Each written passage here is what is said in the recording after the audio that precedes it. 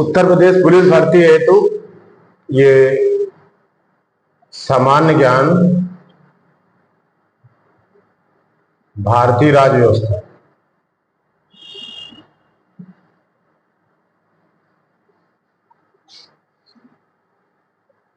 भारतीय राज्य व्यवस्था के अंतर्गत प्रधानमंत्री, ठीक है। तो प्रधानमंत्री की नियुक्ति किस अनुच्छेद के तहत है? 70। प्रधानमंत्री 74 के तहत क्या है कि राष्ट्रपति को सहायता और सलाह देने के लिए मंत्रिपरिषद होगी, ठीक है, जिसका प्रधान प्रधानमंत्री होगा। ठीक, ये बात तो 74 में कही गई है, लेकिन नियुक्ति 75 में है, ठीक है। इसके पहले हमें यह जानना है कि पहले 53 की व्यवस्था क्या है। आर्टिकल 53 इसमें है कि भारत का राष्ट्रपति अपने कार्यपालिका संबंधी समस्त शक्तियों का प्रयोग स्वयं अथवा अपने अधीनस्थ अधिकारियों के माध्यम से करेगा। स्वयं अथवा अपने अधीनस्थ अधिकारियों के माध्यम से करेगा, मतलब कि राष्ट्रपति के सहायता के लिए कुछ अधिकारी जरूर होंगे, ठीक है। वो है कौन? उसी की वही बात आपको 74 में है कि राष्ट्रपति को सलाह और सहायता और सलाह, ठीक, जो यहां पर है, सहायता और सलाह देने के लिए मंत्रिपरिषद होगी, जिसका प्रधान प्रधानमंत्री होगा। राष्ट्रपति अपने कृत्यों का प्रयोग करने में ऐसी सलाह के अनुसार कार्य करेगा, ठीक। हालांकि पहले व्यवस्था ऐसी नहीं थी कि अनिवार्य नहीं था मतलब संविधान में कुछ स्पष्ट नहीं था। तो 42वें संशोधन द्वारा क्या किया गया था? ये स्पष्ट किया गया था कि राष्ट्रपति ऐसा सलाह के अनुसार ही कार्य करेगा। फिर 44वें द्वारा क्या कर दिया गया था कि एक बार विचारार्थ वापस कर सकेगा, ठीक। तो वो अगला प्रश्न अलग प्रश्न है। यहां पर हमें यह देखना है कि प्रधानमंत्री की नियुक्ति कैसे होती है, उसके कृत्य कौन कौन से हैं, ठीक। तो प्रधानमंत्री के विषय में जैसा कि आप स्पष्ट है कि प्रधानमंत्री की नियुक्ति राष्ट्रपति करेगा और अन्य मंत्रियों की नियुक्ति राष्ट्रपति प्रधानमंत्री की सलाह पर करेगा। अब प्रश्न ये है कि प्रधानमंत्री नियुक्त राष्ट्रपति के रूप में किसकी नियुक्ति करेगा? किसी की भी कर देगा? जो बहुमत दल का नेता होगा। बहुमत दल मतलब कि लोकसभा में, किसमें? लोकसभा में जिसके पास कितनी बहुमत होगी? कम से कम 50% +1 होगी। कम से कम इतना जिसके पास होगा, उसका वो दल वाला उस दल का नेता चुनेगा। कौन? वो दल स्वयं चुनेगा अपना नेता दल स्वयं चुनेगा और उसी नेता को राष्ट्रपति क्या प्रधानमंत्री पद के लिए आमंत्रित करेगा। प्रधानमंत्री पद के लिए यहां दोनों भी बात होती है। प्रधानमंत्री पद के लिए वो आमंत्रित राष्ट्रपति कर सकता है और ये भी हो सकता है कि बहुमत दल का नेता सरकार बनाने के लिए दावा कर सकता है, ठीक है। दोनों बातें हैं। अब यहाँ पर थोड़ा सा राष्ट्रपति को स्वविवेकी शक्तियां मिल सकती हैं। अगर किसी को बहुमत ना हो, किसी भी दल को बहुमत ना हो या चुनाव पूर्व कोई गठबंधन नहीं है कि उसको बहुमत हो, तो यहाँ पर अगर कोई दूसरा दल दावा करता है कि मेरे पास बहुमत है पर्याप्त, तो राष्ट्रपति चाहे तो उनको भी बुला सकता है, ठीक। संविधान में ऐसी कोई बाध्यता नहीं है कि किसी बड़े दल के नेता को ही बुलाया जाए, ठीक। यहाँ बहुमत शब्द की बात हुई है, तो बहुमत राष्ट्रपति जहां देखेगा उसी को बुला सकता है या बड़े दल के नेता को भी बुला सकता है। ये राष्ट्रपति की स्वविवेकी शक्तियां हैं, ठीक है। अब आगे प्रश्न ये उठता है कि भारत में चुनाव कैसे होता है? क्या पहले प्रधानमंत्री घोषित कर दिया जाता है? भारत में चुनाव पहले प्रधानमंत्री घोषित कर दिया जाता है, बीजेपी या कांग्रेस घोषित कर देती है या अन्य पार्टियां कि हमारा प्रधानमंत्री यही होगा। ऐसा है? ऐसा नहीं है। ठीक है, भारत में ऐसा नहीं होता। भारत में ऐसी कोई घोषणा, यहाँ चुनाव पार्टियां लड़ती हैं और चुनाव के बाद अपना नेता घोषित करती हैं। ये अलग बात है कि वो पहले ही घोषित कर दें कि हमारा प्रधानमंत्री यही होगा, वो दल का विषय है, वो दल का विषय है। ठीक, अब आगे हम, जबकि ब्रिटेन में ऐसा नहीं है। क्या? ब्रिटेन में पहले ही घोषित हो जाता है कि ये प्रधानमंत्री हमारे हैं, प्रधानमंत्री के उम्मीदवार। ठीक, हमारी सत्ता आती है तो यही प्रधानमंत्री बनेंगे। जबकि भारत में ऐसा कोई नियम, ऐसा कोई व्यवस्था संविधान में नहीं है। ठीक, तो इसके बाद हम प्रधानमंत्री पढ़ते हैं। तो प्रधानमंत्री से संबंधित कौन कौन से अनुच्छेद हो गए? एक 53 मान सकते हैं, क्योंकि 53 में उसी अधिकारी की व्यवस्था, ये बात कही गई है कि राष्ट्रपति की सहायता के लिए कोई अधिकारी होगा। ठीक है, 74 और 75 मान सकते हैं। 74 में क्या है? राष्ट्रपति की सलाह के लिए एक मंत्रिपरिषद होगी, और 75 में मंत्रिपरिषद की नियुक्ति कैसे होगी, इसकी बात की व्यवस्था की गई है। ठीक, संसदीय शासन व्यवस्था में राष्ट्रपति शासन संवैधानिक, जहां अभी अध्ययन देना है कि प्रधानमंत्री किस शासन में होता है। प्रधानमंत्री किस तरह के शासन में होता है? ये संसदीय शासन में होगा। संसदीय शासन, यहीं पर प्रधानमंत्री होता है। राष्ट्रपति शासन में ऐसा मंत्री नहीं होता। वहां पर राष्ट्रपति अपने सहायता के लिए अपने अधिकारियों की स्वयं नियुक्ति कर लेता है, वहां पर ऐसी कुछ नहीं होता। लेकिन संसदीय शासन में क्या होता है? प्रधानमंत्री। यहां पर राष्ट्रपति क्या होता है? नाम मात्र का प्रधान होता है।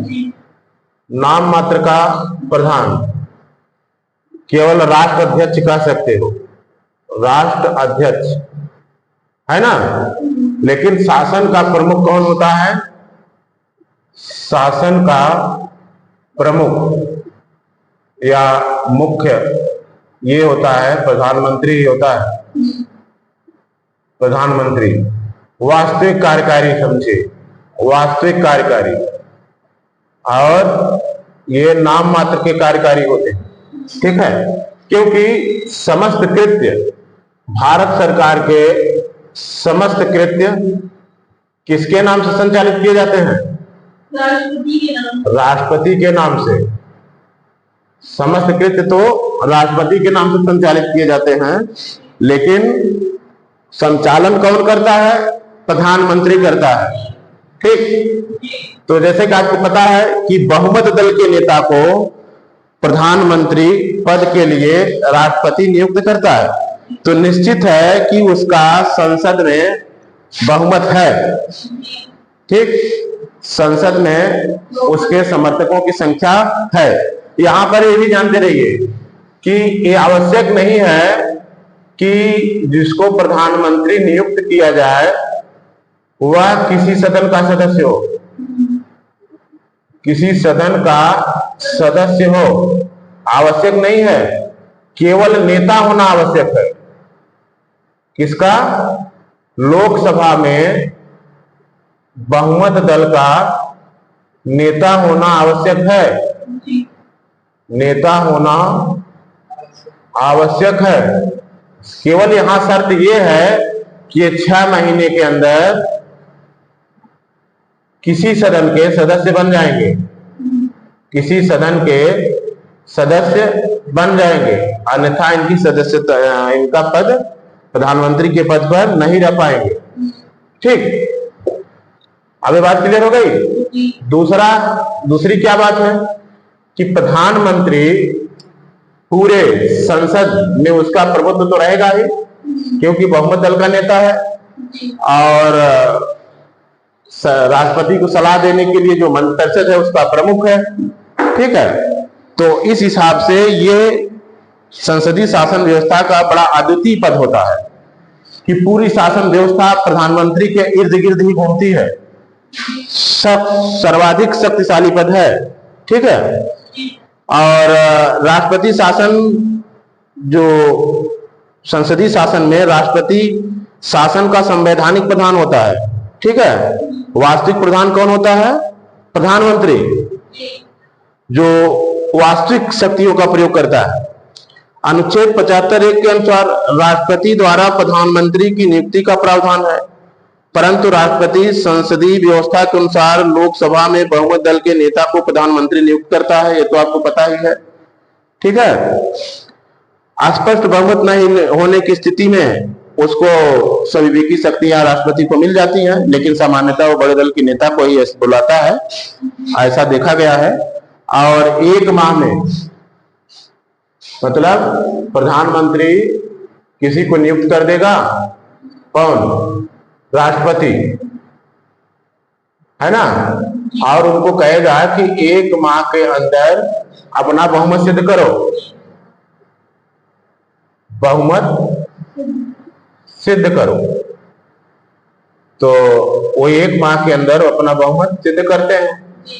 अगर सिद्ध करते हैं तो सत्ता में बने रहते हैं, अन्यथा नहीं, अन्यथा फिर चुनाव होगा या तो वैकल्पिक सरकार की तलाश की जाएगी, ठीक है।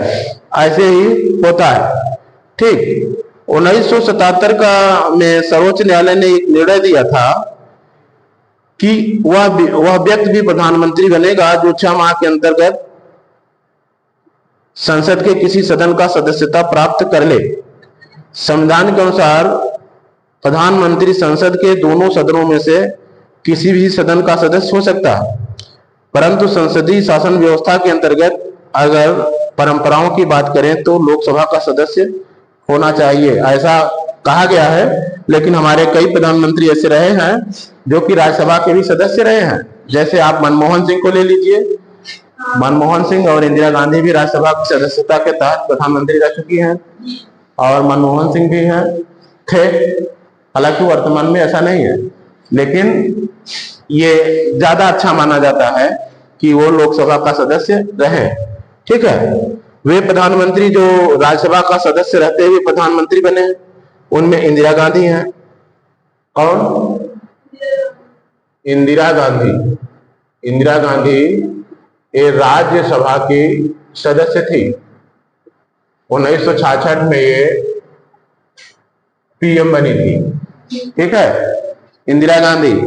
और एचडी देवगौड़ा, एचडी देवगौड़ा ये कब बने थे? 1996 में, है ना, एचडी देवगौड़ा। फिर मनमोहन सिंह, डॉक्टर मनमोहन सिंह, डॉक्टर मनमोहन सिंह ये भी राज्यसभा के सदस्य थे, और ये 2004 से 2009 तक पीएम रहे। कब? 2004 से 2009 तक। तब ये राज्यसभा के ही सदस्य थे, ठीक है, राज्यसभा के सदस्य थे। ब्रिटेन की संसदीय शासन व्यवस्था वाले देश, ब्रिटेन जैसी संसदीय शासन व्यवस्था वाले देश में प्रधानमंत्री सिर्फ निम्न सदन हाउस ऑफ कॉमन्स का सदस्य होता है। ये भारत की अपनी अद्वितीय भारत की व्यवस्था है। जबकि ब्रिटेन में क्या है? ब्रिटेन में ऐसा नहीं, छूट है। ब्रिटेन में वो निम्न सदन का ही सदस्य होना चाहिए, निम्न सदन, अर्थात भारत की लोकसभा। मतलब जैसे भारत में राज्यसभा में होती है, वैसे वहां होता है राज्यसभा। राज्यसभा का सदस्य ब्रिटेन में प्रधानमंत्री नहीं बन सकता, वो निम्न सदन का हाउस ऑफ कॉमन्स का ही होना चाहिए, हाउस ऑफ कॉमन्स। ये भारत में छूट है, ब्रिटेन में ऐसी छूट नहीं है, ठीक है। अब हम आगे बढ़ते हैं प्रधानमंत्री के शपथ।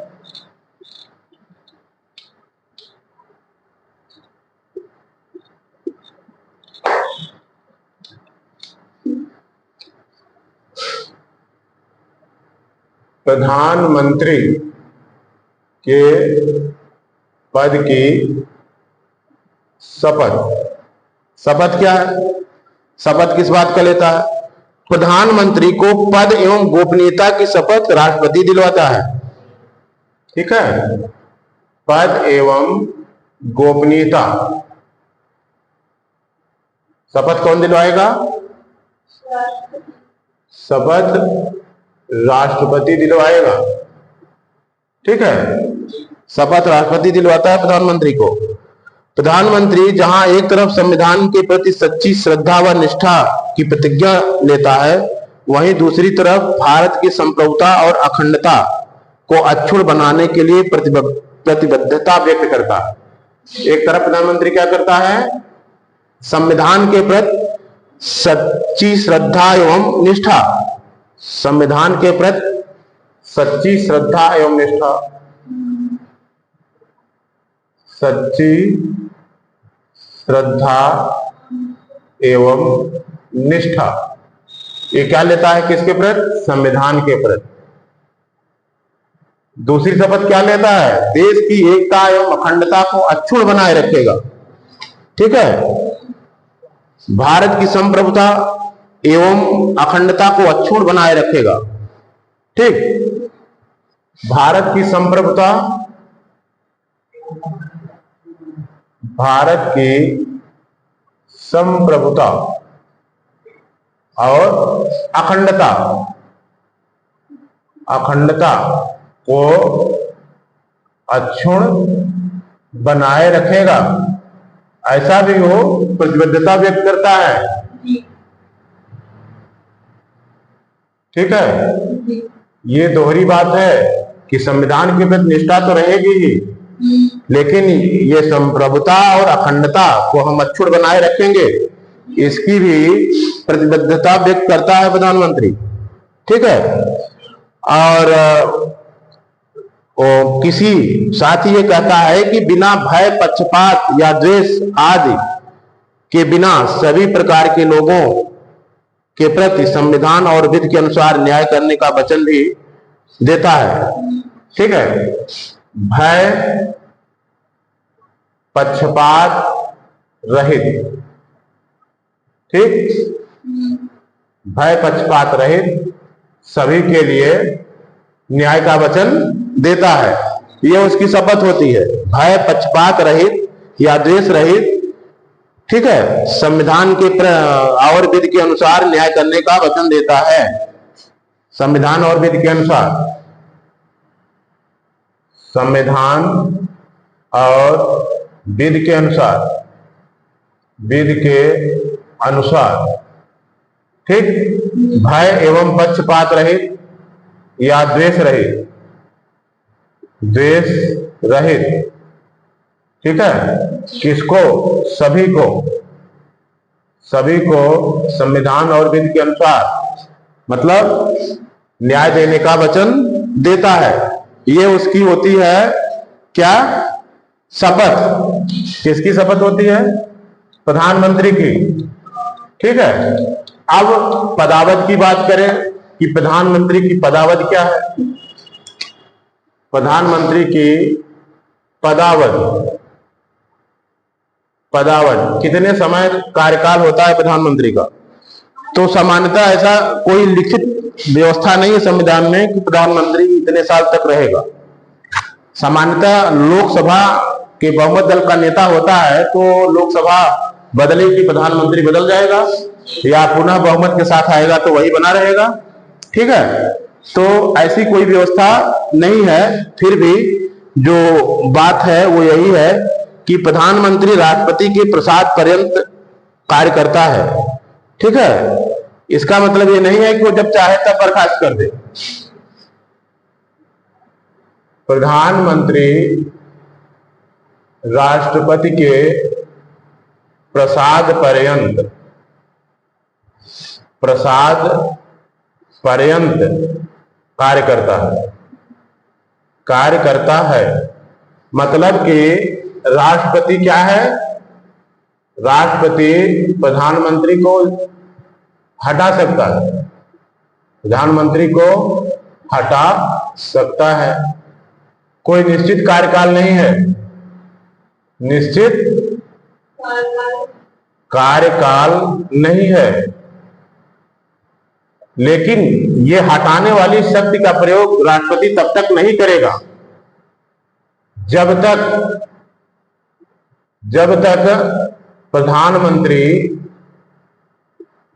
प्रधानमंत्री का लोकसभा में बहुमत है। कब लोकसभा में बहुमत है, ठीक है, अर्थात विश्वास है, लोकसभा में विश्वास है, किसका? मंत्रिमंडल का। जब तक विश्वास है तब तक प्रधानमंत्री हटा नहीं सकता, ठीक है। जब चाहे तब वो बर्खास्त नहीं कर सकता, जब बहुमत खोएगा तभी ऐसा हो सकता है, ठीक। सामान्यतः कार्यकाल की बात करें तो 5 वर्ष होता है, क्योंकि 5 वर्ष कह सकते हैं हम, 5 वर्ष, क्योंकि लोकसभा का कार्यकाल कितना हुआ? लोकसभा 5 वर्ष की होती है। प्रधानमंत्री सामान्यतः लोकसभा में बहुमत दल का नेता होता है ना, बहुमत दल का नेता होता है। तो इस हिसाब से जब तक वो लोकसभा है तब तक अगर वो बहुमत दल का नेता बना है और लोकसभा में उसका विश्वास बना है तो प्रधानमंत्री 5 वर्ष तक अपने पद पर बना रहेगा, ठीक है, 5 वर्ष तक अपने पद पर बना रहेगा। इसके पहले प्रधानमंत्री चाहे तो अपना त्याग पत्र देकर अपना पद छोड़ सकता है। अब इसके पहले ही छोड़ना हो तो प्रधानमंत्री क्या करेगा? प्रधानमंत्री अपना त्याग पत्र देकर पद छोड़ देगा। लेकिन जब प्रधानमंत्री पद छोड़ेगा कि पूरे मंत्रिमंडल का त्याग पत्र माना जाएगा, मंत्रिमंडल का त्याग पत्र। अब ऐसी स्थिति में जो भी बहुमत दल का नेता होगा फिर उसको राष्ट्रपति प्रधानमंत्री बनाएगा, ठीक है, और सारे मंत्री पुनः बनेंगे, सारे मंत्री पुनः नए प्रधानमंत्री की सलाह पर बनेंगे, ठीक है। और जब मृत्यु की स्थिति आ जाए तो भी ऐसा हो सकता है, ठीक। और सामान्यतः प्रधानमंत्री को वही वेतन भत्ते मिलते हैं जो एक संसद सदस्य को मिलता है। इसके अलावा व्यय विषयक भत्ता, स्वास्थ्य सुविधाएं आदि मिलता है। सुविधाओं को अगर छोड़ दिया जाए, सुविधाएं प्लस हो सकती हैं, सुविधाओं को छोड़ दिया जाए तो प्रधानमंत्री को क्या मिलता है? वही जो एक सांसद को मिलता है, जो एक सांसद को वेतन भत्ते मिलते हैं, ठीक है। यही है प्रधानमंत्री के वेतन भत्ते। अब प्रधानमंत्री की शक्तियां और कार्य क्या है? प्रधानमंत्री की शक्तियां एवं कार्य।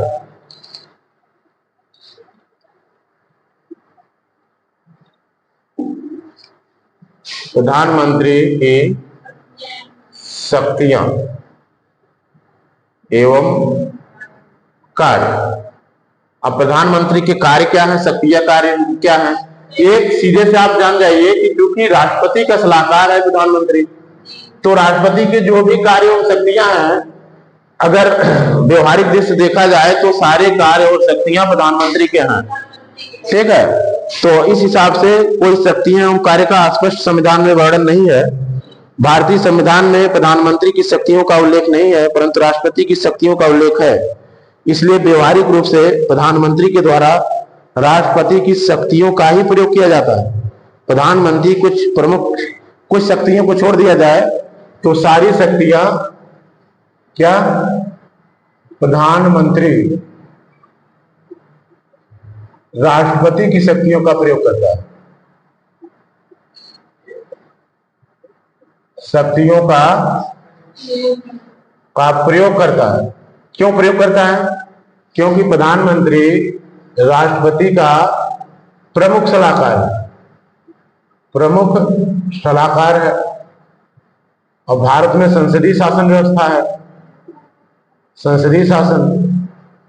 और राष्ट्रपति क्या करेगा? प्रधानमंत्री की सलाह के अनुसार कार्य करेगा, सलाह के अनुसार। ठीक है, तो इसलिए जो राष्ट्रपति के कार्य हैं वो राष्ट्रपति के कार्य प्रधानमंत्री के कार्य हैं, प्रधानमंत्री के कार्य हैं। संविधान में अलग से प्रधानमंत्री के कार्य की कोई व्याख्या नहीं की गई है। कुछ काम हो सकते हैं, जैसे मंत्रि परिषद के संदर्भ में, नीति निर्माता के रूप में। अब कुछ कार्य अतिरिक्त जो हो सकते हैं वो क्या है? मंत्रि परिषद के नीति निर्माता के रूप में। ये सब अनौपचारिक कार्य हैं, औपचारिक नहीं है, अर्थात इनका वर्णन किसी अनुच्छेद में नहीं मिलेगा, लेकिन व्यवहारिक रूप से ऐसे कार्य हैं प्रधानमंत्री के। ठीक है, तो मंत्रि परिषद के संदर्भ में नीति निर्माता के रूप में, संदर्भ में नीति निर्माता के रूप में, नीति निर्माता के रूप में। एक तो ये हो गया, ये किसके कार्य हैं? प्रधानमंत्री के। ठीक है, प्रधानमंत्री भी एक मंत्री होता है, परंतु अपने समकक्ष मंत्रियों में प्रधान होता है। प्रधानमंत्री विभिन्न मंत्रालय आवंटित करके प्रधानमंत्रियों को विभिन्न मंत्रालय आवंटित करके प्रधानमंत्री उनके कार्यों को, प्रगति को देखता है। क्योंकि क्या है, मंत्रियों में प्रधान है, मंत्रियों में प्रधान। तो क्या है ये प्रधानमंत्री? मंत्रियों में प्रधान है, तो सभी मंत्रियों का एक प्रकार से कोऑर्डिनेटर है, समन्वयक भी है, और सभी का नीति निर्माता भी है, सलाहकर्ता भी है, समन्वयकर्ता भी है। ठीक है, तो उनके कार्यों की प्रगति को देखता है, बैठक की अध्यक्षता करता है एवं उचित दिशा निर्देश देता है। प्रधानमंत्री किसी भी मंत्री को त्याग पत्र देने अथवा राष्ट्रपति से उसको बर्खास्त करने की सलाह दे सकता है। हाँ, यहाँ एक भी ध्यान देने की बात है कि किसी मंत्री की नियुक्ति कैसे होती है? प्रधानमंत्री की सलाह पर राष्ट्रपति के द्वारा, प्रधानमंत्री की सलाह पर राष्ट्रपति के द्वारा। अब सीधी सी बात है, तब उसको हटाया जाना भी प्रधानमंत्री की सलाह पर राष्ट्रपति के द्वारा। मान लीजिए किसी मंत्री को हटाना है, मंत्री को हटाना है, तो पहला इज्जत के साथ राष्ट्रपति क्या कहेगा कि आप इस्तीफा दे दो। ठीक है, अगर वो इस्तीफा नहीं देता है, हम नहीं देंगे, तब क्या करेगा प्रधानमंत्री? प्रधानमंत्री तुरंत एक सलाह भेजेगा। प्रधानमंत्री सलाह चाहे 10 बजे रात को ही भेज दे, जब मन करे तब भेज दे। ठीक है, और प्रधानमंत्री तुरंत किसको बर्खास्त कर देगा? राष्ट्रपति, राष्ट्रपति मंत्री को बर्खास्त कर देगा।